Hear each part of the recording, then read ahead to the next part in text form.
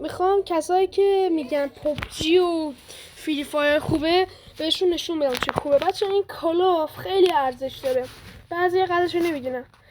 پوبجی بازی میکنن، فری فایر هیچ انی نیست، هیچ الکی فقط ادعا میکنه. بیا نگاه کن به این درخشش بازی، به این کیفیت بازی. حالا اگه گوشه مدل بالا داشته باشید نفهمه این کیفیت چیه.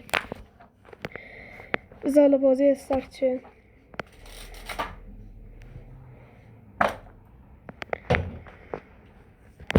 این کیفیت بازی، اسکین و همه چی، جوایزش خیلی خوبه. بعد بیشتر توی هر بازی که مثلا آنلاین باشه و نمیدونم دوستانه باشه و اونجور رفیق داشته باشی، مثلا من 4 تا رفیق دارم، علامتش اینجاست.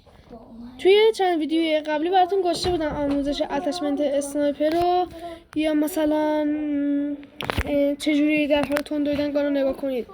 من اومدم بهتون نشون بدم چجوری در حال تند دویدن گان رو نگاه کنیم. اون ویدیو رو گذاشته بودم، من 20 تا گذاشته بودم، اومدم بهتون نشون بدم چجوری در حال تند دویدن گان رو نگاه کنید. بعد اون دکمه دومی که من گفتم اون برای اینکه الان بهتون نشون میدم چیه دکمه دومیه. بذار بازی استارت شه. بچه‌ها لطفا بعد از این ویدیو من لایک کنید.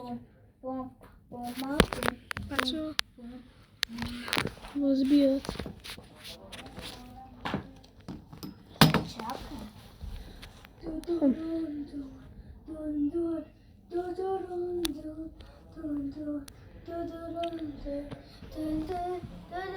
بچه‌ها ببینید الان، ببینید این علامت اینجا میبینید، اون دکمه دومی که من گفتم فعال کنید همینه. این دکمه دومی است که مثلا در حال راه رفتن نگاه کنید، الان بهتون نشون میدم.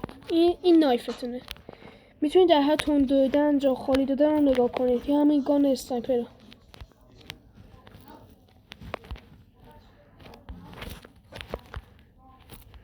حالا ببینید این دسته رو بذار پایانش کنیم ببینید. بچه ها لایک براتون نره، همشون کمیتیک. بچه ها به خاطر این چیتایی که میزنم حتما لایک کنید، خواهشمندم. یه لایک چیزی از شما کم نمیکنه.